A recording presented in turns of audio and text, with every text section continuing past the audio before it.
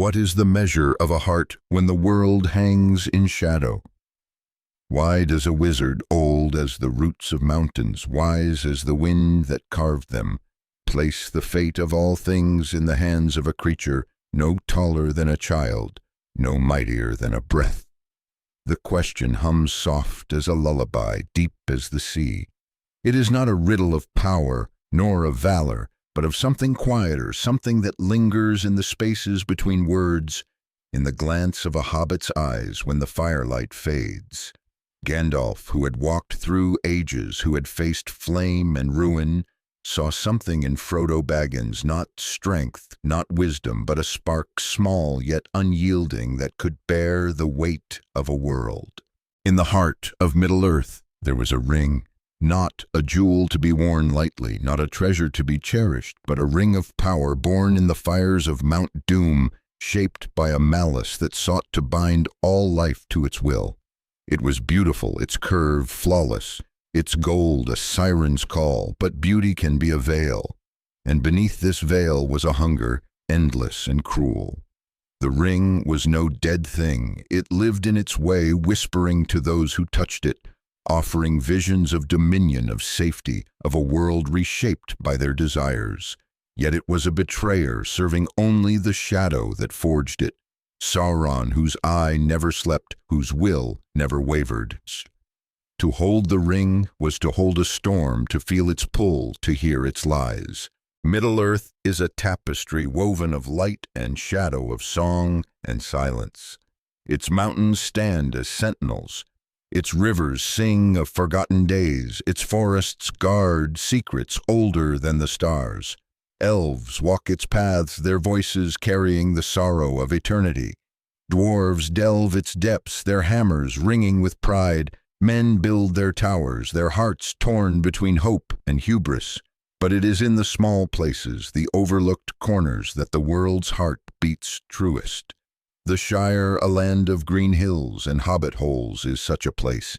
Here the air is thick with the scent of bread, the sound of laughter, the rhythm of days unmarked by ambition. Here, in this quiet cradle, the fate of all was shaped. Frodo Baggins was no lord, no warrior. He was a hobbit born to the warmth of Bag End, his days filled with books and gardens, his dreams no grander than a walk under the stars. He did not seek adventure, did not crave glory. His heart was simple, not in its depth, but in its wants. A friend's smile, a tale well told, a fire to chase the chill. Yet simplicity is not weakness, nor is smallness a lack. Frodo's heart was whole, unscarred by the thirst for power, untouched by the need to be more than he was. It was to this heart that Gandalf turned when the ring's shadow fell upon the world. The ring came to Frodo not by chance, but by a thread woven long before. Bilbo Baggins, his uncle, had found it in the dark beneath the misty mountains where it lay, after abandoning Gollum, its previous bearer, a creature twisted by its touch. Bilbo's finding was no accident, though he called it luck. The ring had a will, a purpose, but it was not the only force at work. There are currents in Middle-earth, unseen, unspoken, that move through the world like breath through a flute. Tolkien spoke of them, of a providence that guides without commanding, that shapes without forcing. The ring passed to Bilbo, and through him to Frodo, not for their might, but for their lack of it, for their hearts that sought no throne. A burden is not merely a weight, but a call, a summons that tests the soul. The ring was such a burden, light in the hand, heavy in the spirit. To carry it was to carry despair, to feel its voice gnawing at the edges of hope. It promised everything: strength to protect power, to heal glory, to outshine the stars, but it took more than it gave. To wear it was to fade, to become a shadow of oneself, bound to the will of another. Only in the fires of Mount Doom, where it was made, could it be unmade, and that road was a path of fire and ash, a journey to the heart of despair. Frodo knew this, felt it, when Gandalf spoke of the ring's truth, yet he did not turn away. Gandalf, who had faced horrors beyond mortal ken, knew the ring's danger. He had felt its pull, its whisper not of conquest, but of pity, of a desire to mend the world's wounds. "Do not tempt me," he cried to Frodo, his voice raw with fear, not of failure, but of himself. The ring could twist even the purest heart, turning love to tyranny, mercy to domination. Gandalf refused it not because he was weak, but because he was wise, because he knew the cost of power. Yet he did not abandon Frodo. He chose to guide, to guard, to bear the burden of knowledge, leaving the ring to one whose heart was less entangled by the world's ambitions. Why a hobbit? Why Frodo, whose hands were better suited to a trowel than a sword, whose dreams were of hearth, not horizon? To answer, we must look to the nature of hobbits, to the quiet strength that blooms in the ordinary. Hobbits are not untouched by sorrow, but they do not seek it. They are not without fear, but they do not bow to it. They love the small things, pipe smoke, ale, the rustle of leaves, and in that love lies a power the mighty cannot know. Frodo was no exception. He was not fearless, not flawless, but he was true. When Gandalf revealed the ring's nature, Frodo's first wish was to be free of it, not to wield it. "I wish it need not have happened in my time," he said, and in that wish was his strength, not a hunger for greatness, but a longing for peace. This longing was Gandalf's hope, the spark he saw in Frodo's eyes. The ring thrived on pride, on the desire to rule, to shape, to conquer. Kings would have claimed it, wizards would have studied it, warriors would have wielded it, and in their strength they would have fallen. But Frodo had no such desires. His heart was anchored to the Shire, to its rivers and fields, to the laughter of friends. The ring could not twist what did not reach for. It could not break what did not seek to rise.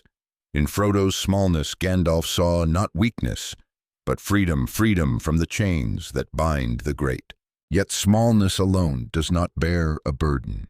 There is a deeper truth, a thread that runs through Tolkien's tale, like a river through stone. It is the truth of faithfulness, of holding to what is good when all else fades. Frodo was faithful not to a cause, not to a creed, but to love, to the memory of a world worth saving. When he took the ring, he did so for the Shire, for its children, its songs, its mornings bright with dew. This faithfulness was his armor, not against the ring's power, but against its despair. For despair is the ring's sharpest blade, whispering that all is lost, that no step matters, that hope is a fool's dream. Frodo was not alone in this faithfulness. Samwise Gamgee, his gardener, his friend, was his shadow and his light. Sam carried no ring, but he carried Frodo's heart, his hope, his reason to go on. Sam was no wiser than Frodo, no stronger, but he was stubborn, unyielding in his love. When Frodo doubted, Sam believed.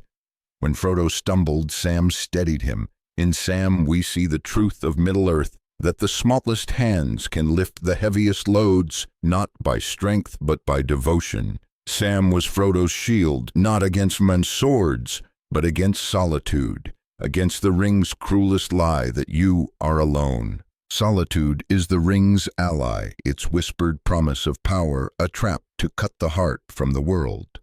Gandalf knew that Frodo's strength lay not in himself alone, but in those who walked with him.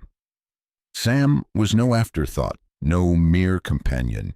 He was a necessity, a root to keep Frodo grounded, a voice to call him back. Together they were more than two hobbits. They were a bond, a fellowship small but fierce, bound by trust, deeper than oaths. Trust is a fragile thing, easily shattered, yet it is the foundation of all that endures. Frodo trusted Sam not because he was perfect, but because he was true. Sam trusted Frodo not because he was mighty, but because he was loved. And Gandalf trusted them both, not because they would succeed, but because they would try. The journey began not with trumpets, not with banners, but with two hobbits stepping from Bag End into a world too wide, too wild for their small feet. The ring hung around Frodo's neck, a weight that grew with each mile, its voice, a shadow that followed. The road stretched before them through fields and forests, toward a fire they could not yet see. They were not heroes, not yet, perhaps not ever. They were hobbits, ordinary save for their hearts, which carried a hope stronger than fear, a love deeper than despair. Why did Gandalf choose a hobbit? Because in the small, in the quiet, there is a strength that defies the dark. Because in Frodo's heart there burned a light that no shadow could quench. Because in Sam's love there was a power that no ring could break. The road lies open and the tale flows on a river seeking its sea, a song seeking its end. The road does not ask why you walk it, nor does it care for the weight you carry. It stretches on through dew-kissed meadows and shadowed vales, its silence a mirror to the heart's quiet fears. For Frodo and Sam, each step was a vow unspoken, but binding to carry on when the world seemed too vast, too heavy for their small shoulders. The Shire with its laughter and light was a fading dream, a warmth remembered but not felt. Ahead lay the unknown paths tangled with roots, skies heavy with storm, and always the ring, a cold pulse against Frodo's chest, its whispers sharper now, weaving through his thoughts like smoke through leaves. It did not demand, not yet. It coaxed soft as a sigh, cruel as a thorn, offering rest, offering strength, if only he would listen. Temptation is a shadow cast by longing, a shape that shifts with the heart's desires.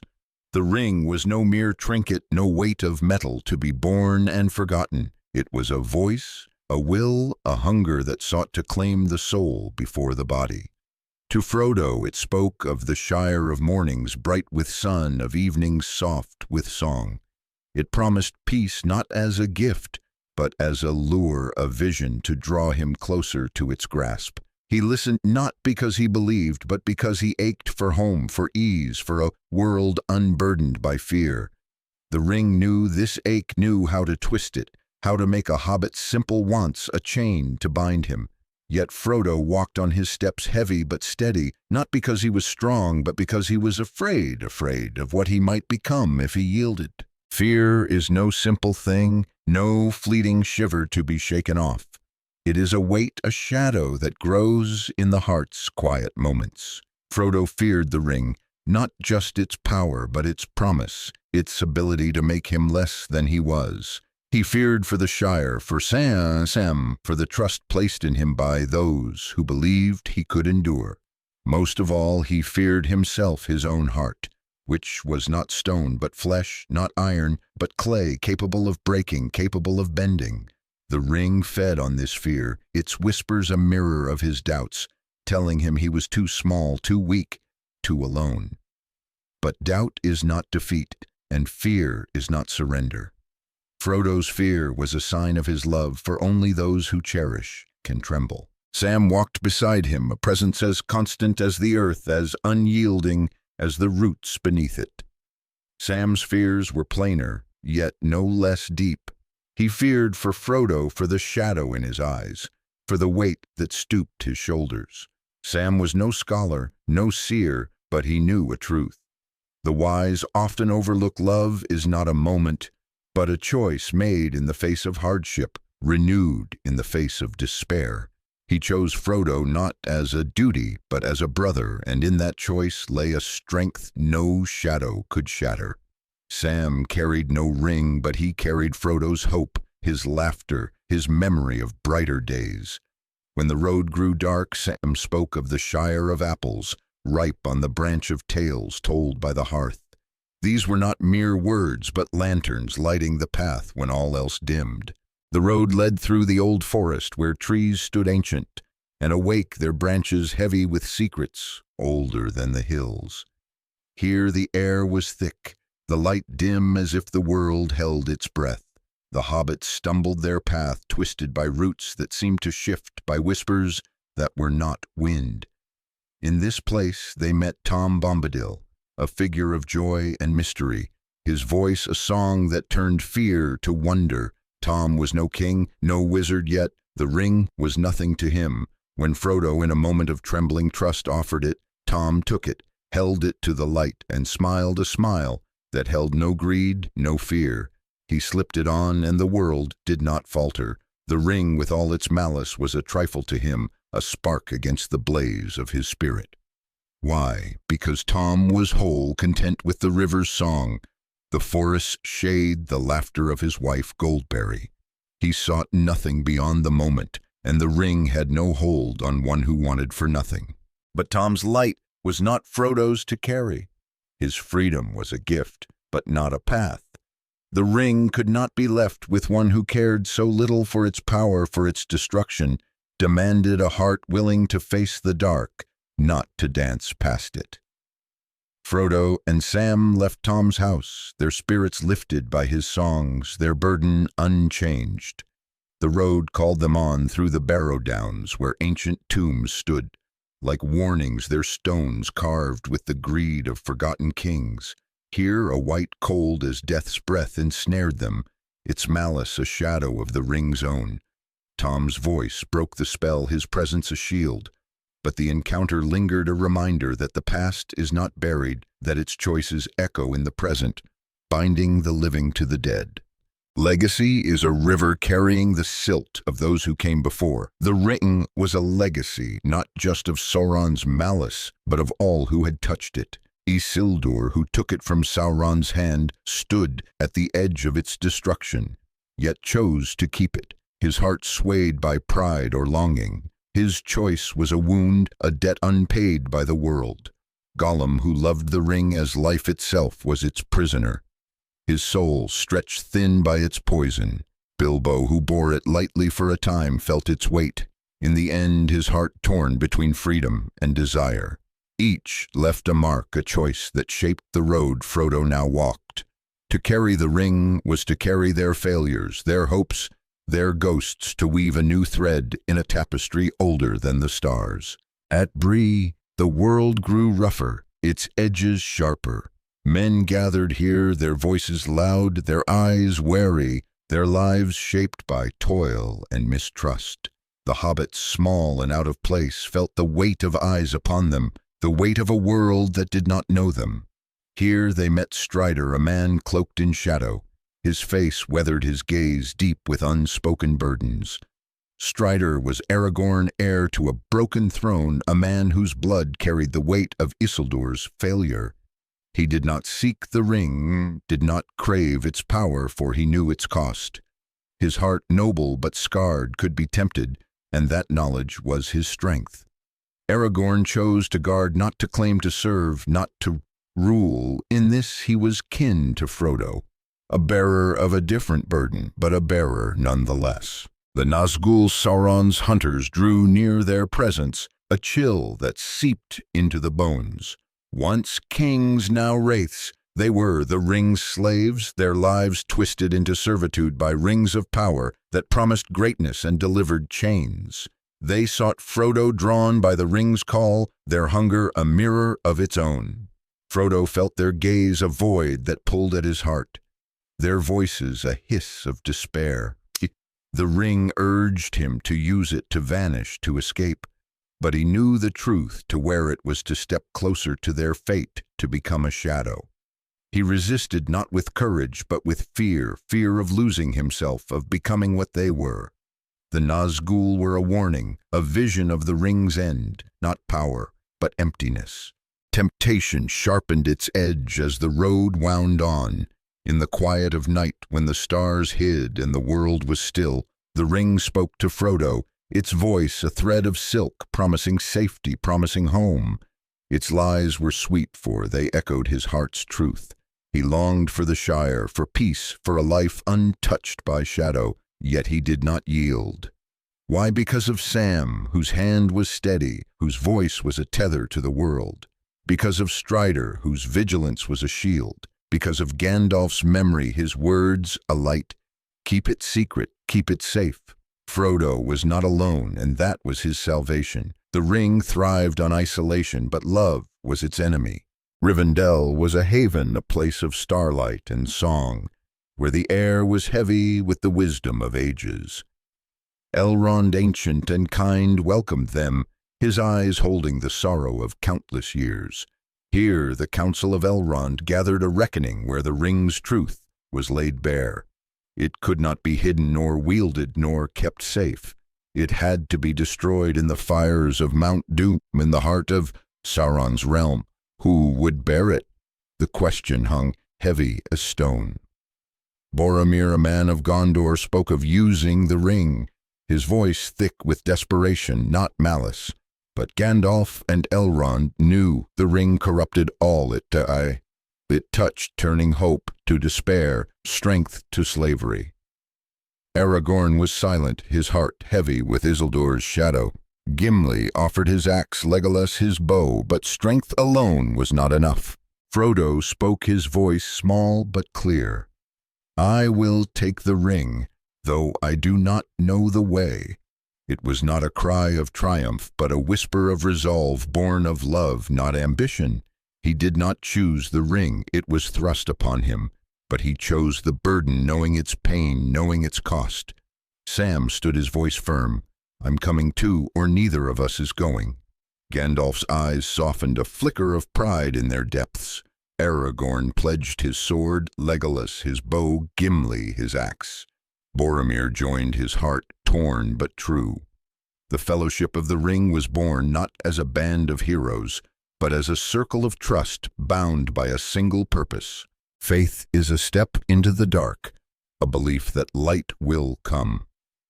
Frodo's faith was not in himself, but in the world he loved, in the friends who stood beside him, in the hope that even a hobbit's steps could matter. The Fellowship was his mirror, reflecting his fears, his hopes, his heart. Each carried their own weight. Aragorn his lineage, Boromir his despair, Gandalf his wisdom, Sam his love. Together they were more than their doubts, more than their flaws. Together they were a flame against the night. The road from Rivendell was no kinder, no softer. Snows buried the mountains, wolves howled in the dark shadows, stirred in the deep. In Moria they walked through halls of stone, where silence was a weight, where the past lingered like a held breath. Here Gandalf faced a Balrog, a demon of fire and shadow, its presence a storm of ancient wrath. On the bridge of Khazad-dûm he stood, his staff a beacon, his voice a command. You shall not pass. He fell not in defeat but in sacrifice, his light snuffed out to save the others. Frodo felt the loss like a wound, the ring heavier for it. Gandalf, his guide, his hope was gone, and the road grew darker. Loss is the shadow of love, the cost of caring. Frodo grieved not with cries, but with silence, a quiet that settled in his bones. The ring's whispers grew louder, its promises sharper, its lies more desperate. It spoke of failure, of a world doomed to fall, of a burden too heavy for a hobbit's heart. Frodo listened not because he believed, but because he was weary. Weariness is a thief, stealing hope, stealing will. But Sam was there, his voice, a spark, his presence, a shield. Come on, mister. Frodo, he said, we can't stay here. And so they walked on. Lothlorien was a dream, a forest of gold, where time seemed to pause, where sorrow was softened by song. Galadriel, radiant as starlight, saw Frodo's heart, her gaze a mirror of his fears. She knew the ring's power, knew its temptation. I do not deny that my heart has greatly desired to ask what you offer, she said, her voice trembling with the weight of what could be. But she refused, choosing to fade, to pass into the west, rather than to claim a throne of shadow.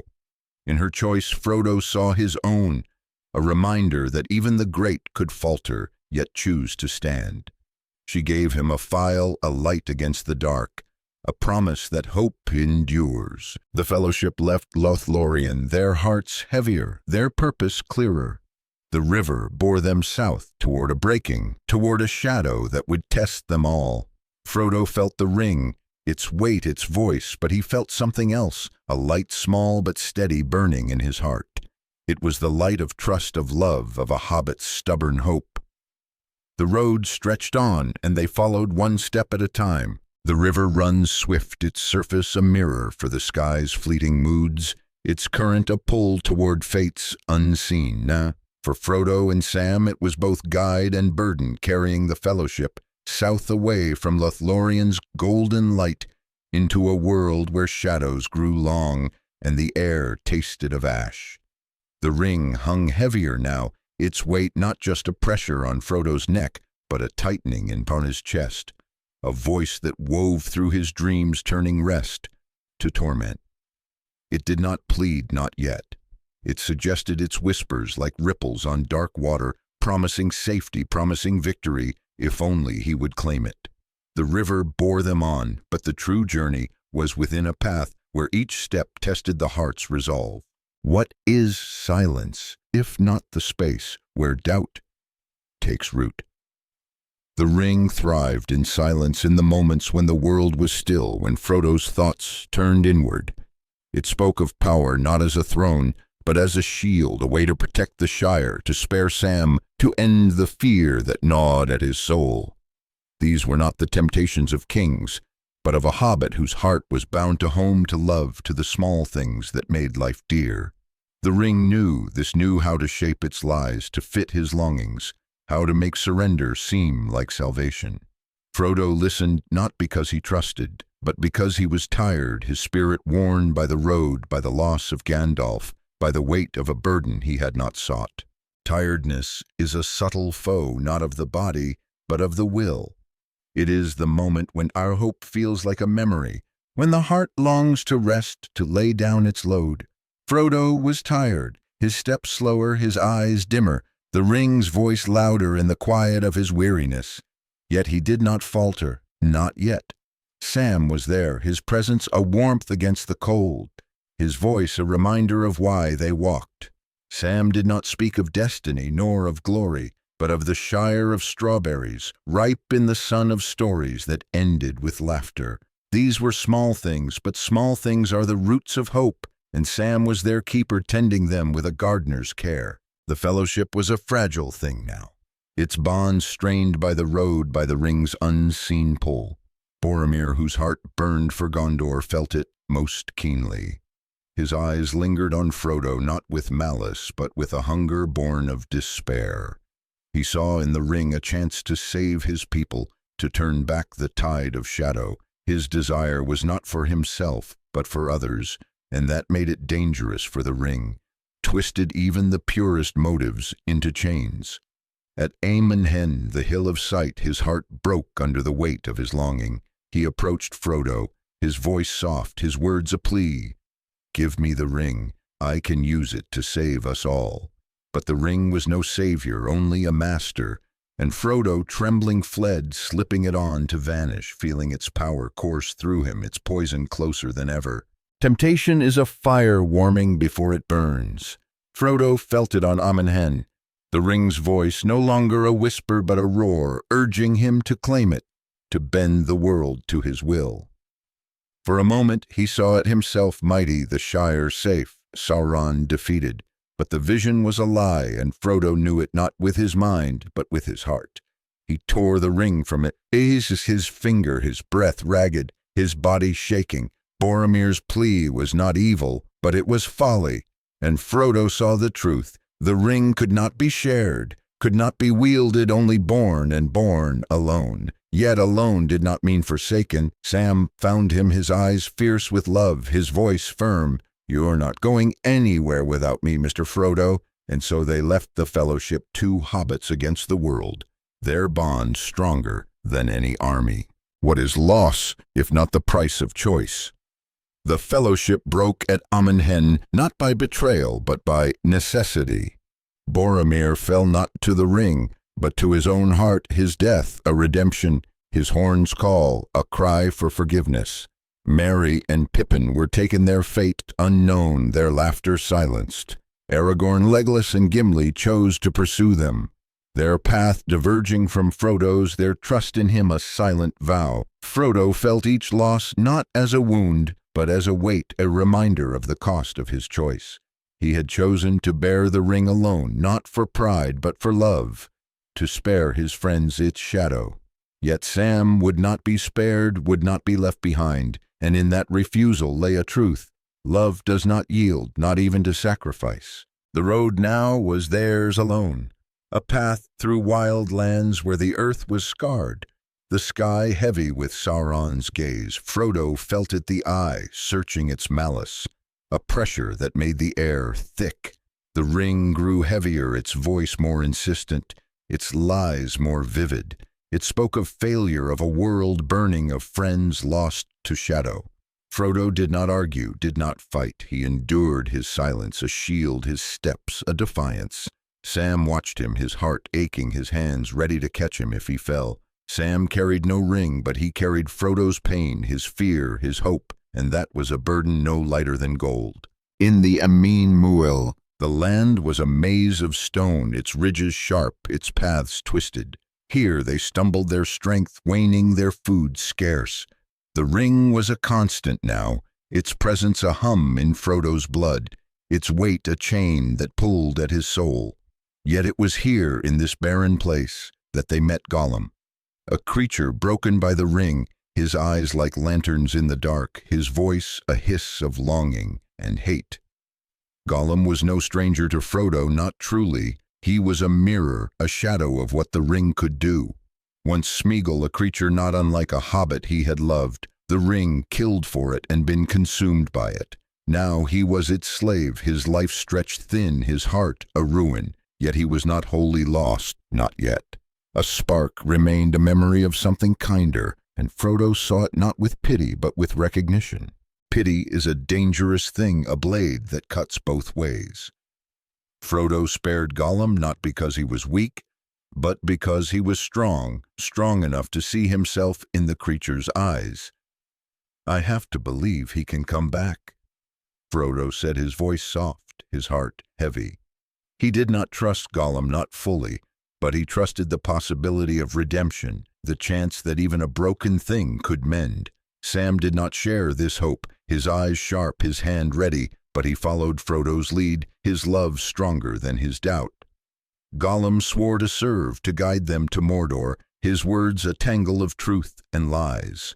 Frodo accepted, not because he believed, but because he had no choice.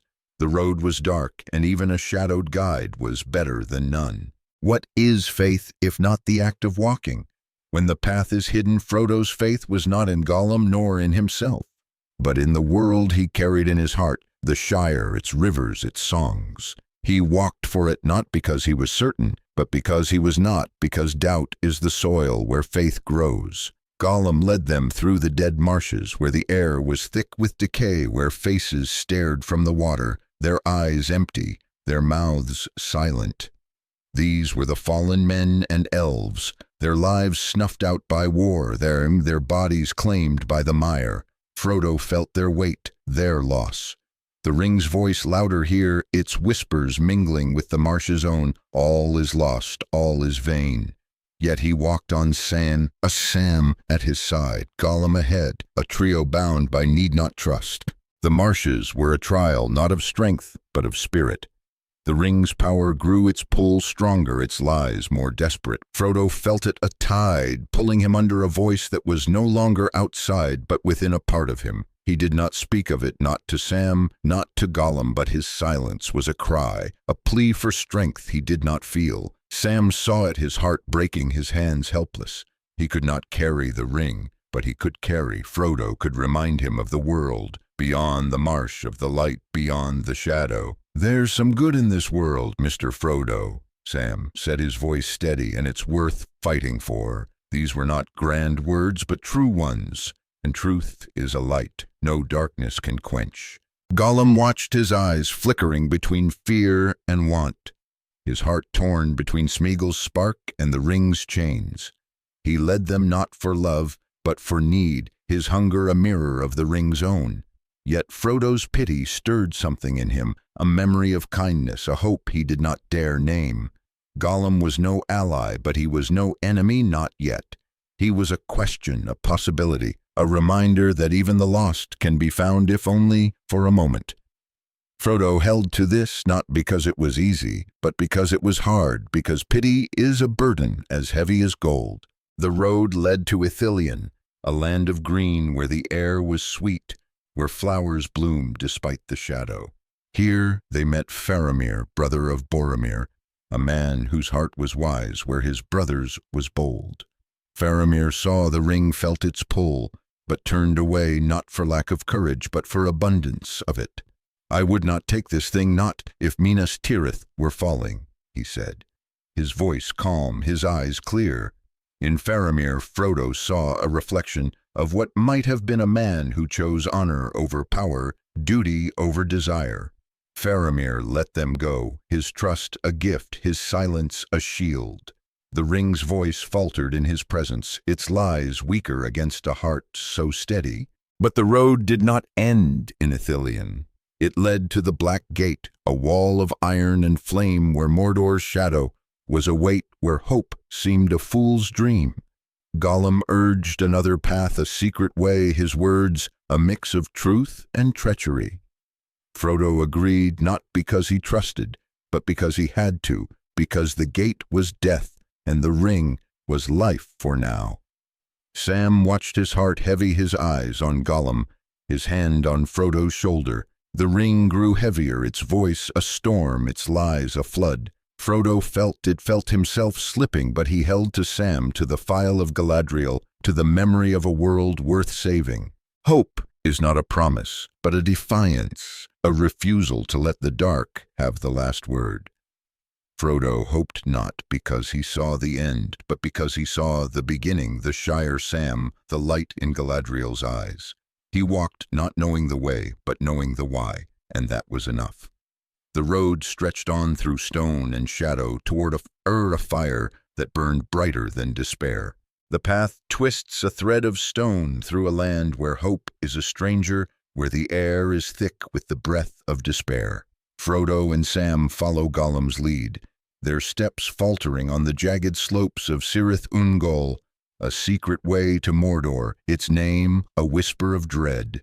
The ring is no longer a weight, but a presence, a pulse that beats in Frodo's blood, its voice no longer a murmur, but a tide rising to drown his thoughts. It speaks of rest, of power, of a world where no shadow falls. But its words are a snare, each promise a step toward ruin. The sky above is choked with ash, the earth below scarred with Sauron's malice, and yet they walk two hobbits and a broken creature, bound by a thread of necessity, their hearts tested by the silence that surrounds them. Silence is a canvas for the soul's fears, a void where the ring's voice grows bold. In the stillness of Cirith Ungol, Frodo feels it keenly, the absence of wind, of birds, of life. The ring fills this absence, its whispers weaving through his weariness, his doubt, his longing for a world he may never see again. It does not tempt with thrones or armies, but with peace, with the Shire's green hills, with Sam's laughter unshadowed by fear. These are the temptations that cut deepest, for they are born of love, not pride, and love is the heart's softest place. Frodo clings to the file of Galadriel, its light a faint star in his hand, but the ring's voice is louder now, its lies closer to truth, its pull a weight he cannot ignore. Weariness is a shadow that grows, with each step not of the body, but of the spirit. Frodo is weary, his eyes hollow, his steps a struggle against a tide that pulls him back. The ring is heavy not in its gold, but in its will, its hunger that feeds on his own. He does not speak of it, not to Sam, not to Gollum, but his silence is a cry, a plea for strength he no longer feels. Sam sees it, his heart breaking, his hands helpless. He cannot take the ring, cannot bear its weight, but he can bear, Frodo can hold him. When he stumbles, can speak, when he cannot. Sam's voice is a lifeline, not of grand promises, but of small truths, of apples warm from the sun, of tales told under starlight, of a world that waits beyond the shadow. Gollum leads his eyes, flickering his heart, a battlefield of Smeagol's spark and the ring's chains. He is no friend, but no foe, not yet his loyalty, a fragile thing torn between Frodo's pity and the ring's call. Frodo's kindness stirs him, a memory of something lost. But the ring is stronger, its voice a whip that drives him to treachery. He plots his whispers to himself, a litany of want, his hands twitching with the need to touch what he once held.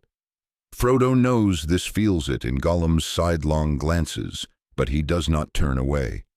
Pity is his burden, as heavy as the ring, a choice to see the spark in a creature others would cast aside. Sam watches, his eyes sharp, his heart wary, his love for Frodo a shield against Gollum's shadow. What is pity if not a light held against the dark? Frodo's pity for Gollum is no weakness but a strength, a refusal to let despair have the final word. He sees in Gollum a mirror of himself, a heart that could break, a soul that could fall. To spare Gollum is to spare himself, to hold to the hope that even the lost can be found.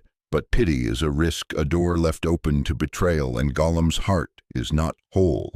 He leads them to Shelob's lair, a tunnel of darkness, where the air is thick with malice, where the light of Galadriel's phial is a trembling spark. Shelob, ancient and cruel, is no servant of Sauron, but a hunger older than his shadow, her webs a trap for all that lives. Gollum flees his treachery complete, his heart claimed by the ring's promise. The tunnel is a test not of courage, but of endurance, of the will to walk when all is lost. Frodo holds the phial, its light a defiance, but Shelob is a shadow that light cannot banish. She strikes her venom a fire in Frodo's veins, her webs a grave. He falls, his body still, his breath gone, the ring silent at last. Sam alone finds him, his heart shattering, his voice a cry that echoes in the dark. He thinks Frodo dead, and in that moment loss is no longer a weight, but a void, a world without meaning. Yet Sam does not break. He takes the ring not for power, but for duty, for the love that binds him to Frodo, for the promise he made to carry on. The ring is heavy, its voice a whisper even to Sam, but his heart is anchored to Frodo, to the Shire, to a love that no shadow can twist.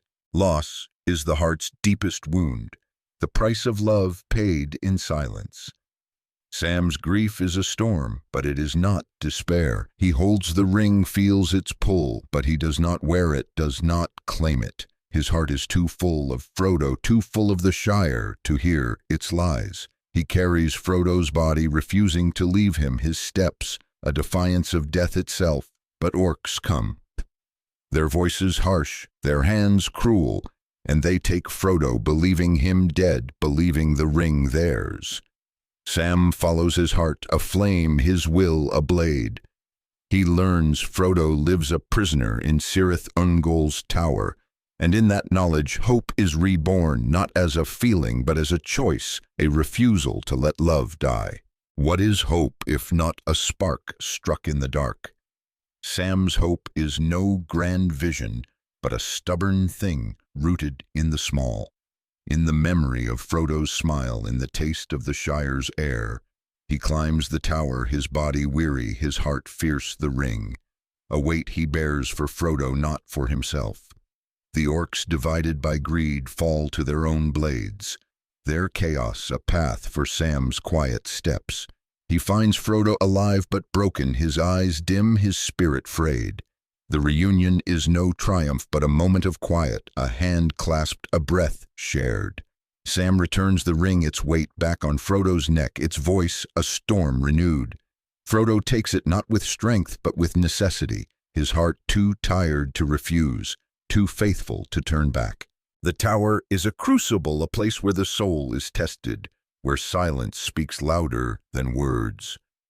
Frodo's silence is no longer a shield, but a wound, a sign of the ring's growing power. It speaks to him now not as a whisper, but as a voice within a part of him. Its lies no longer promises, but truths he fears to deny. He does not tell Sam, cannot tell him, but Sam sees his heart aching, his love unyielding. Sam is Frodo's anchor, his reminder of the world beyond the ring, of the light, beyond the shadow. He speaks of home, of the Shire's rivers, of the stars that still shine. And in his words, Frodo finds the strength to stand, to walk, to carry on. The road to Mordor is a wasteland. Its earth cracked, its sky a shroud. The ring is a fire now, its weight a chain that binds Frodo's soul, its voice a scream that drowns his thoughts. He stumbles, his body failing his heart, fraying, but Sam is there, his arms steady, his will unbroken. Sam cannot carry the ring, but he can carry Frodo, and he does his steps a testament to a love stronger than despair. The ring speaks to Frodo its lies, a vision of power, of a world where he is no longer small, no longer afraid. He listens not because he believes, but because he is human, because the heart is fragile, because the road is long.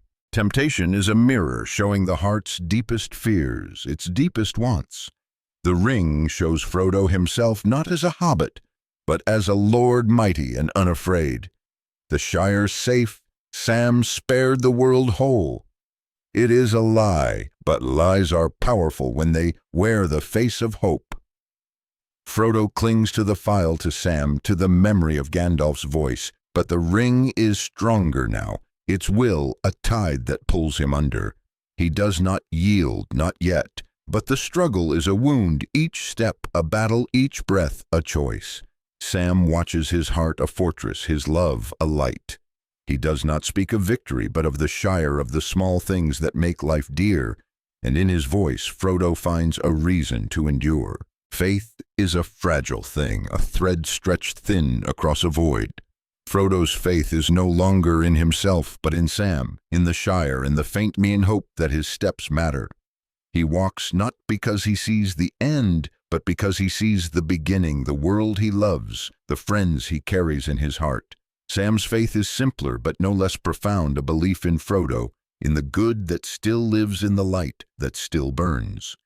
Together they are more than their fears, more than their flaws, a bond that no ring can break. The slopes of Mount Doom rise before them, a fire in the heart of shadow, its heat a promise, its light a threat. The ring is a storm now, its voice a roar, its weight a chain that binds Frodo's soul to its will. He crawls, his body broken, his heart a flicker, but Sam is there, his arms a cradle, his voice a song. The ring speaks its lies, a vision of power, of a world where Frodo is no longer small, no longer alone.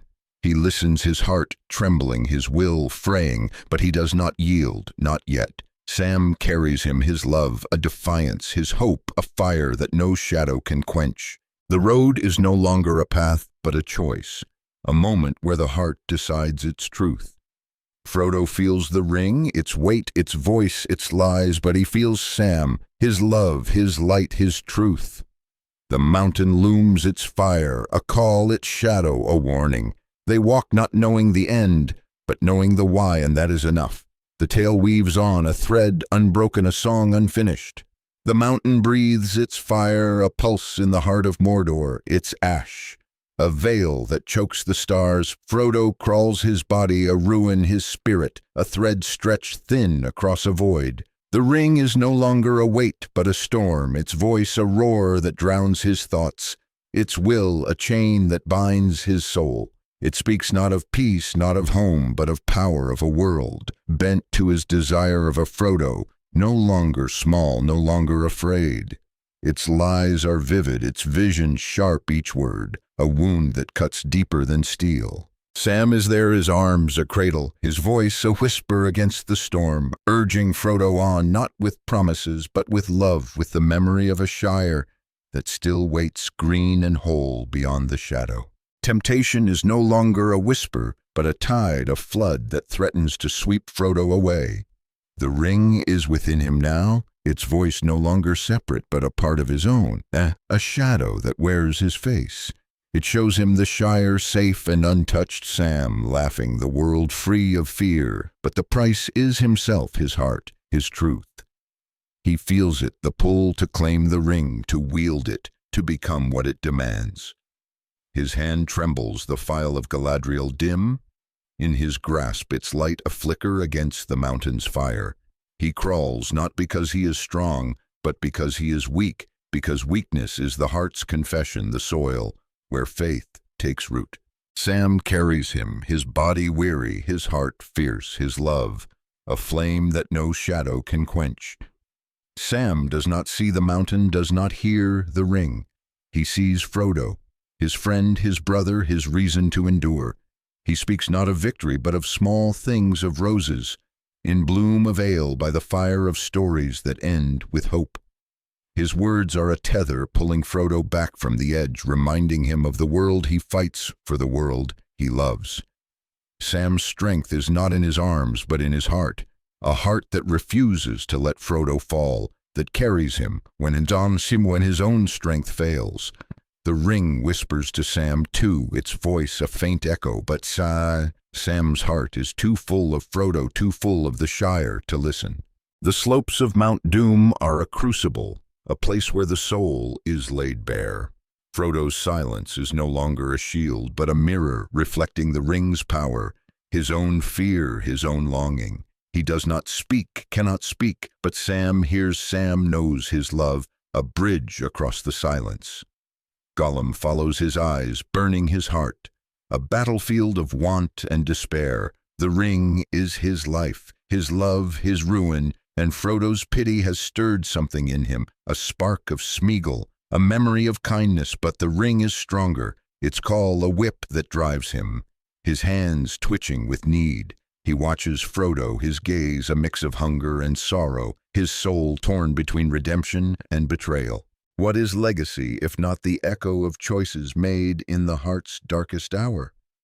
Frodo carries the legacy of Isildur, who stood at this same fire and turned away, of Gollum, who loved the ring and was consumed, of Bilbo, who bore it and let it go. Their choices are a weight, a chain that binds Frodo to the past, but they are also a light, a reminder that even the broken can choose, even the small can stand. Frodo's choice is not yet made, not here, not now, as he crawls toward the crack of doom, the fire that can unmake the ring, the fire that can unmake him. The ring is a storm, its voice a scream, its lies a vision of power, of a world where Frodo is no longer a hobbit, but a god. The chamber of fire is a wound in the earth, its heat a judgment, its light a truth.